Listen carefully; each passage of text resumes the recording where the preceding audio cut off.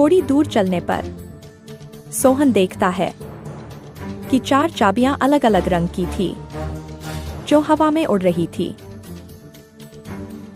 बहादुर लड़के, तुम्हें इनमें से एक चाबी उठानी है, लेकिन याद रखना तुम्हें इनमें से एक सही चाबी उठानी है। लेकिन हाँ, तुम्हें बड़ी होशियारी से ही एक चाबी उठानी होगी।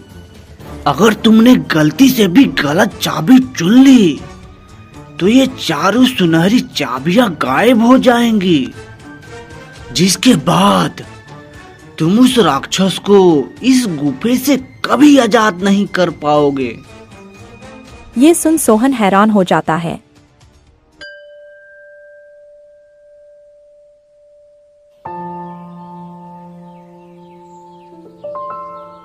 धोपुरा नाम के एक छोटे से गांव में एक बहुत ही सुंदर बाग था, लेकिन कोई भी गांव वाला उस सुंदर बाग में जाने से डरा करता था। उनका मानना था कि अक्सर बाग के उस पार वाली गुफा के अंदर से किसी राक्षस की आवाजें आती है, जो कि आते जाते लोगों को आवाज देता है, जिससे गांव वाले बहुत डरा करते थे।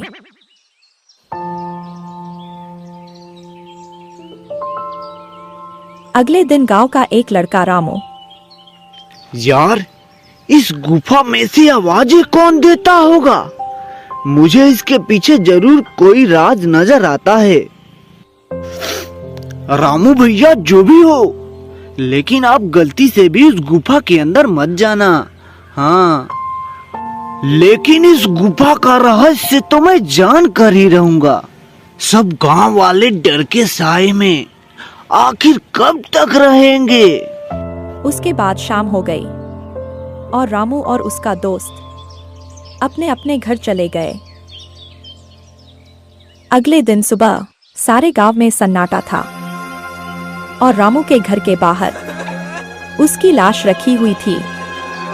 सब रो रहे थे। शाम को बस यह बोलकर घर से निकला था कि एक रहस्य से पर्दा उठाने जा रहा हूँ।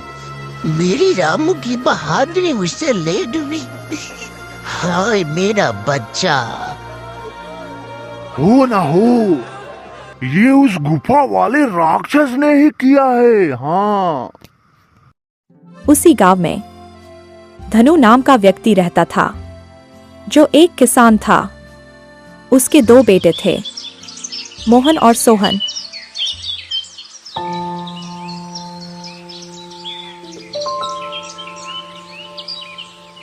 बहुत दिन हो गए हैं, चलो आज हम लोग गांव के बाग में चलते हैं। न जाने क्यों बाबूजी हमें उस बाग में जाने से मना करते हैं। इस पूरे गांव में एक वही तो जगह है जहाँ कितने मीठे मीठे फल होते हैं। हाँ सोहन, वह बाग सच में बहुत सुंदर है और उसमें बहुत मीठे मीठे फल भी होते हैं, लेकिन बाबूजी हमें वहाँ जाने ही नहीं देते हैं। वह कहते हैं कि गांव के बाग के उस पार एक गुफा है जो कि बहुत ही भयानक है और सही भी है। गांव के रामू भैया की मौत के बाद वह गुफा तो और भी डरावना लगने लगा है। अरे मोहन, यह सब झूठी बातें हैं। मुझे नहीं लगता वहाँ ऐसा कुछ है। अगर सच में वहाँ कोई राक्षस होता तो क्या गांव वालों के सामने नहीं आता? और वैसे भी गांव वालों ने उस राक्षस को कभी देखा नहीं, बस उसकी आवाजें सुनी है। बोल तो तुम सही रहे हो सोहन, मुझे भी लगता है कि वहाँ कुछ नहीं है।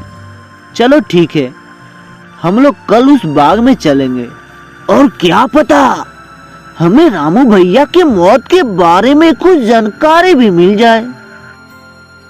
हाँ ठीक है, कल चला जाएगा। इसके बाद दोनों भाई अपने कमरे में जाकर सो जाते हैं। अगली सुबह, देखो मेरे प्यारे बेटो, मैं किसी काम से खेत में जा रहा हूँ। तुम दोनों अपना ख्याल रखना। और हाँ, गलती से भी उस बाग में घूमने मत जाना। वो जगह अच्छी नहीं है, पता है ना तुम्हें? रामू भी वही जाने से मारा गया था। पिताजी, आप चिंता मत करिए, हम दोनों उस बाग में नहीं जाएंगे।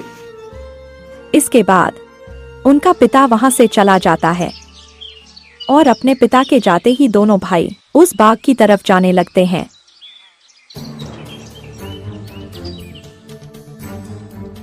कि तभी एक गांव का आदमी उन्हें देख लेता है।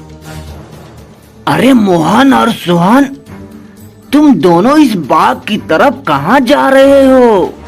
क्या तुम्हें नहीं पता कि बाग के उस तरफ एक गुफा है जो कि बहुत ही डरावना है।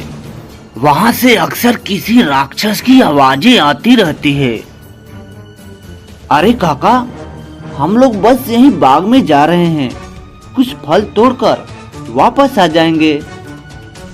चलो ठीक है बच्चों, पर तुम लोग शाम होने से पहले लौट आना। हाँ अच्छा ठीक है, अब मैं चलता हूँ। इसके बाद वो आदमी वहां से चला जाता है। हाँ, मुझे तो बहुत डर लग रहा है। अब मैं इसके आगे एक कदम भी नहीं जाऊंगा। तुम्हें जाना है तो जाओ। अच्छा ठीक है, फिर तुम मेरा यहीं पे इंतजार करना। मैं सच जानना चाहता हूँ कि क्या वाकई में वो आवाज राक्षस की है कि नहीं, इसलिए मैं तो गुफा के अंदर जा रहा हूँ। इसके बाद सोहन अकेले ही आगे बढ़ता है। वह थोड़ी दूर ही पहुंचा होगा, तभी अचानक सोहन ने देखा कि एक अजीब सा दिखने वाला इंसान उसकी तरफ तेजी से बढ़ता आ रहा था और सोहन के पास आकर खड़ा हो गया। यह देखकर सोहन बुरी तरह से डर गया। अरे, यह विचित्र मनुष्य कौन है जिसका सर तो एक शेर का है और धड़ इंसानों का? सावधान, इससे आगे बढ़ने की कोशिश भी मत करना, वरना तुम्हें अपने जान से भी हाथ धोना पड़ सकता है। देखो, मैं उनमें से नहीं हूँ जो तुम्हें देखकर डर जाए। मैं अपने लक्ष्य के लिए आया हूँ और मुझे कोई भी रोक नहीं सकता है। अब मेरे रास्ते से हट जाओ, वरना अंजाम अच्छा नहीं होगा।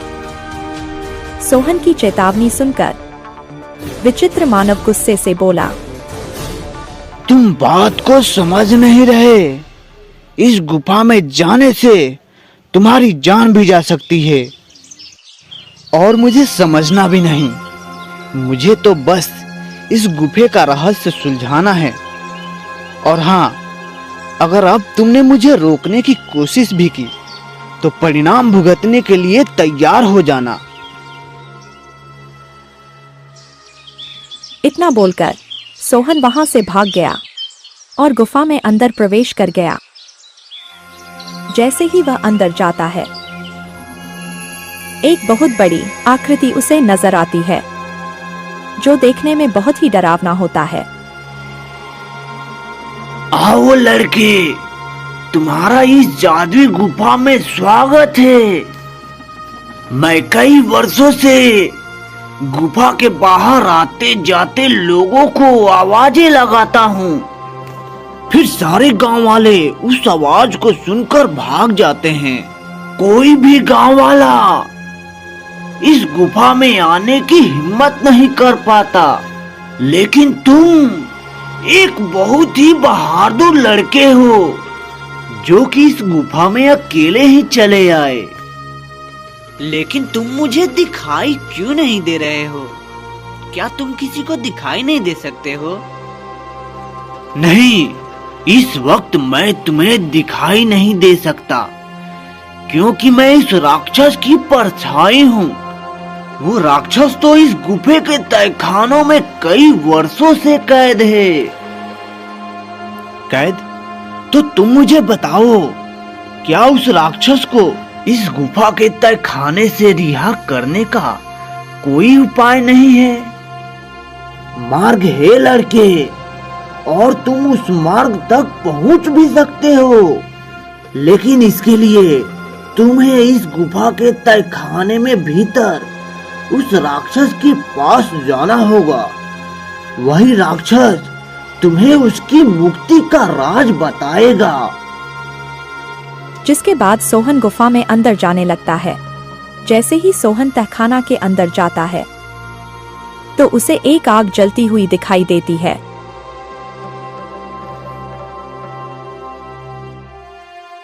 आओ बहादुर लड़के, मैं तुम्हारा ही इंतजार कर रहा था। मैं जानता हूँ कि तुम ही मुझे इस गुफा के तहखाने से रिहा कर सकते हो। तुम्हारा इस गुफे में स्वागत है। मैं तुम्हें देखना चाहता हूँ, तुम मेरे सामने आओ। कि तभी अचानक से वह राक्षस के सामने आता है, जो बहुत ही डरावना होता है, जिसे देखकर सोहन थोड़ा डर जाता है। देखो, तुम डरो मत लड़के, मैं तुम्हें कुछ नहीं करूंगा। मैं जानता हूँ कि तुम मेरी मदद करने आए हो, लेकिन एक बार फिर सोच लो, क्योंकि मुझे यहाँ से रिहा करना इतना आसान काम नहीं है। लेकिन मैं तुम्हारी मदद कैसे कर सकता हूँ, और तुम यहाँ कैसे कैद हुए? बताता हूँ। बहुत साल पहले इस गुफा में एक मानव रहता था। वो बहुत ही गरीब था। वो गुफा के बाहर वाले बाग से फल तोड़ा करता था और उन्हें ही खाया करता था। उन्हीं फलों के बीच एक रहस्यमयी फल भी था, जो कि बहुत ही चमकदार था, जिस पर मेरी नजर थी। वो फल मेरी उम्र 100 साल और बढ़ा सकता था, लेकिन मैं इस फल को तब तक नहीं खा सकता था जब तक कोई इंसान उस फल को पेड़ से तोड़ न ले। फिर एक दिन वो इंसान उस चमकदार फल को उस पेड़ से तोड़कर इस गुफे में आया। जब मैंने उसे देखा तो मैं भी उसके पीछे पीछे इसी गुफा में चला आया, और फिर मैंने उससे कहा कि हे मानव, तुम जो इस बाग से सबसे चमकीला फल तोड़कर लाए हो, उसे मुझे दे दो। इसके बदले तुम जो भी 2 इच्छाएं मांगोगे, उसे मैं पूरा करूंगा। ठीक है, वो फल मैं तुम्हें दे देता हूँ, पर मेरी 2 इच्छाएं हैं।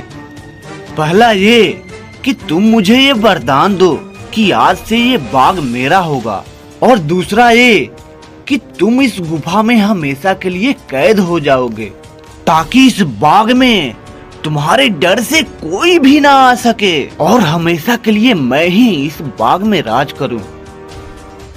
वो आदमी मुझे फल तो दे देता है, और उस फल को खाकर मेरी उम्र 100 साल बढ़ गई, लेकिन उस आदमी को दिए गए वरदानों के तहत मैं इसी गुफे में कैद होकर रह गया।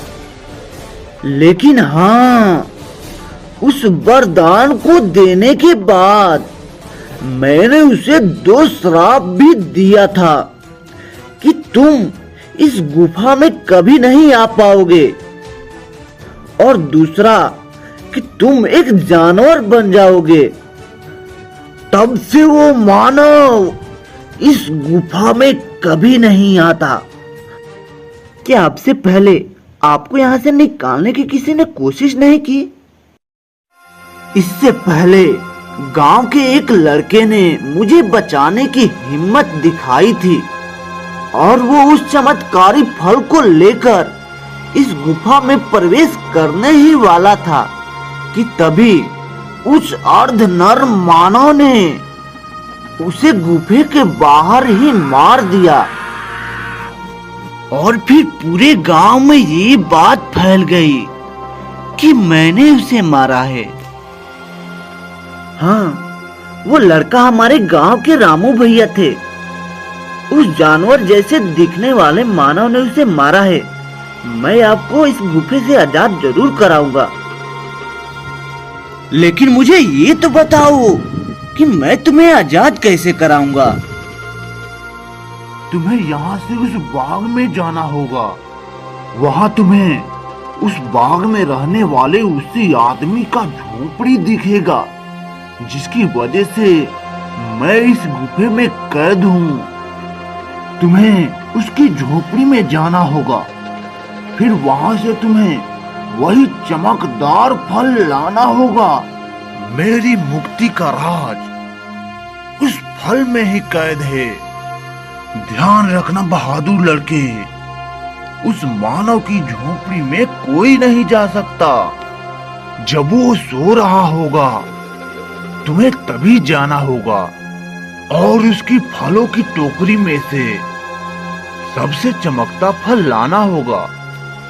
लेकिन तुम्हें ये काम बड़ी होशियारी से करना होगा, क्योंकि अगर ये बात उस आदमी को पता चल गया तो वो तुम्हें जिंदा नहीं छोड़ेगा। ठीक है, मैं तुम्हारे लिए वो चमकदार फल लेकर जरूर आऊंगा, लेकिन तुम्हें मेरी एक बात माननी होगी। कौन सी बात? तुम्हें हमेशा हमेशा के लिए ये गुफा और मेरा गांव छोड़कर जाना होगा। ठीक है, मुझे मंजूर है। इसके बाद सोहन वहां से बाग में जाता है और उस विचित्र मानव के झोपड़ी की तरफ बढ़ने लगता है। सोहन देखता है कि उस आदमी के झोपड़ी में कोई नहीं है। वो इधर उधर देखता है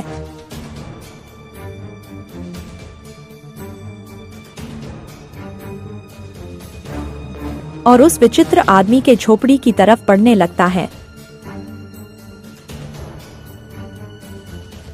सोहन अंदर जाकर देखता है कि बहुत सारे फल उस आदमी के झोपड़ी में रखे हैं। अरे, यहाँ तो कितने सारे फल हैं, लेकिन इन फलों में से कोई भी सबसे ज्यादा नहीं चमक रहा है। तभी अचानक सोहन देखता है कि वही आदमी अपनी झोपड़ी के तरफ आ रहा है। ये देखते ही सोहन दरवाजे के पीछे छिप जाता है। वो आदमी अपने झोपड़ी में आता है और पास के चारपाई पर लेटकर सो जाता है। ये देखकर थोड़ी देर बाद सोहन बाहर आता है और उन फलों की टोकरी में से सबसे चमकदार फल ढूंढने लगता है। लगता है यही वो चमकदार फल है। मुझे जल्दी से ये लेकर उस राक्षस के पास जाना होगा। और फिर वो वहां से जाने लगता है। तभी उसके पैरों की आवाज सुनकर वह विचित्र मानव जग जाता है। रुको लड़के, तुम मेरा जादुई फल लेकर कहाँ जा रहे हो? तुम मेरा मुझे जादुई फल वापस कर दो, वरना मैं तुम्हें यहाँ से बाहर नहीं जाने दूंगा। सोहन ये सुनकर डर जाता है। मुझे ये फल ले जाने दो काका। मैं इस फल को उस राक्षस को देकर उसे उस गुफा से रिहा कर देना चाहता हूँ, ताकि फिर बिना डरे गांव वाले इस बाग में आ जा सके। मुझे ये फल लेकर जाने दो काका। क्या कहा लड़के? तुम मेरी कई सालों की मेहनत पर पानी फेर देना चाहते हो? उस राक्षस के उस गुफा से रिहा होते ही ये सारे गांव वाले मुझे यहाँ से निकाल देंगे। नहीं नहीं, मैं ऐसा नहीं होने देना चाहता। चलो जल्दी से तुम मेरा जादुई फल मुझे वापस कर दो। यह सुनकर सोहन वहां से उस चमकदार फल को लेकर भागने लगता है और तभी वह विचित्र मानव भी उसके पीछे पीछे भागने लगता है। सोहन भागते भागते उसी गुफा में पहुंच जाता है। जैसे ही वह गुफा में पहुंचता है, वह जादुई फल उसके हाथ से नीचे गिर जाता है, जिसके गिरते ही तोता में बदल जाता है। सोहन यह देखकर हैरान हो जाता है। तभी वह विचित्र मानव वहां आ जाता है। ये तुमने क्या कर दिया लड़के? इस जादुई फल को नीचे गिरा दिया। अब ये तोता तुम्हें उस राक्षस के रिहा होने का आखिरी मार्ग बताएगा। नहीं नहीं, मैं ऐसा नहीं होने देना चाहता। वह विचित्र मानव जैसे ही सोहन को मारने के लिए आगे बढ़ता है, तभी वह विचित्र मानव अचानक से आग में जलने लगता है, जिसे देखकर सोहन हैरान हो जाता है। तभी उसे एक आवाज सुनाई देता है, जो कि राक्षस की परछाई की होता है। डरो मत बहादुर लड़के, उस मानव को उसके किए की सजा मिल चुकी है। अब बस तुम्हें अपने मंजिल का आखिरी पड़ाव पार करना है, जिसमें ये तोता तुम्हारी मदद करेगा।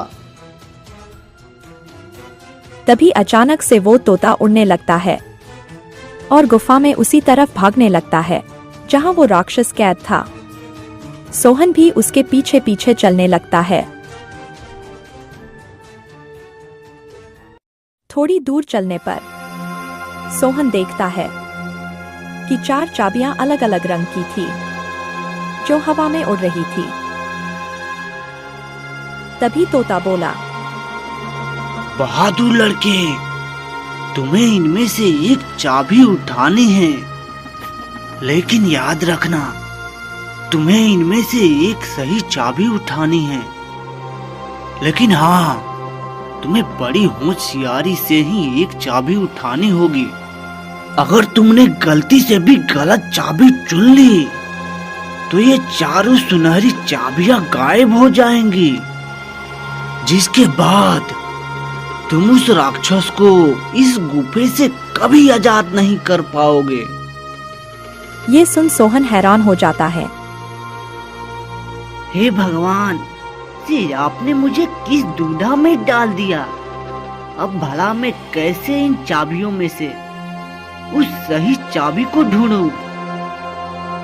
काफी देर सोचने के बाद सोहन देखता है कि चारों चाबियां में से एक चाबी सबसे बड़ी है, जो हरे रंग की थी, और जिस चमकदार फल के गिरने से वह तोता बना था, वो भी हरा रंग का था। सोहन समझ गया कि हरे रंग वाली चाबी ही चुननी है, और वह जैसे ही हरे रंग वाली चाबी चुनता है, वैसे ही बाकी बची सारी चाबियां गायब हो जाती है। तभी तोता ने बोला, शाबाश बहादुर लड़के, आखिर तुमने अपने सूझबूझ के कारण वो सही चाबी चुन ही लिया। अब चलो मेरे साथ और जल्दी से उस पिंजरे को खोल दो, जिसमें वह राक्षस बरसों से कैद है। फिर वह तोता उस लड़के को उस पिंजरे के पास ले जाता है। सोहन ने देखा कि वह राक्षस उस पिंजरे में कैद है। ये देखो, मैं तुम्हें आजाद करने वाला चाबी लेकर आ गया हूँ। तुम वाकई बहुत बहादुर हो लड़के। अब तुम जल्दी से इस पिंजरे को खोलकर मुझे इस गुफे से आजाद करवा दो। सोहन जैसे ही उस चाबी को उस पिंजरे से स्पर्श करता है, पिंजरा अचानक से गायब हो जाता है और वह राक्षस अपने वास्तविक आकार में आ जाता है। तुम्हारा बहुत बहुत धन्यवाद लड़के, तुमने मुझे इस गुफा से आजाद कर दिया। तुम एक बहुत ही निडर और साहसी लड़के हो। तुम जो भी मांगोगे वो मैं तुम्हें दूंगा। बोलो, क्या इच्छा है तुम्हारी? क्या सच में अब तुम आजाद हो गए हो? और क्या अब तुम इस गुफा में नहीं हो? हाँ, इसका मतलब अब सारे गांव वाले बिना डरे इस गुफा में आ जा सकते हैं। हाँ बहादुर लड़के, अब किसी को भी डरने की कोई जरूरत नहीं है।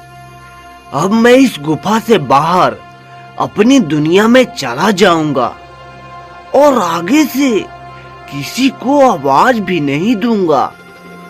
अब तुम जब चाहो इस गुफा में आ जा सकती हो, वो भी बिना डरे। तुम्हारी ही वजह से मैं इस गुफा से आजाद हो पाया हूँ, इसलिए तुम जो मांगोगे मैं तुम्हें वही दूंगा। बोलो, क्या इच्छा है तुम्हारी? मुझे तुमसे कुछ नहीं चाहिए, पर हाँ, अगर तुम मुझे कुछ देना चाहते हो तो इस गुफा के सामने वाले बाग से मुझे बहुत लगाव है। इसलिए मैं चाहता हूँ कि इस बाग के फल और फूल हमेशा खिले रहें, कभी ना मुरझाएं। ठीक है बहादुर लड़के, तुम्हारी ये इच्छा मैं जरूर पूरा करूंगा। आगे से ये बाग हमेशा हमेशा के लिए ऐसा ही रहेगा। इसके फल और फूल कभी नहीं मुरझाएंगे। अच्छा, अब मैं चलता हूँ, मेरा जाने का समय हो गया है। इसके बाद वह राक्षस गायब हो जाता है।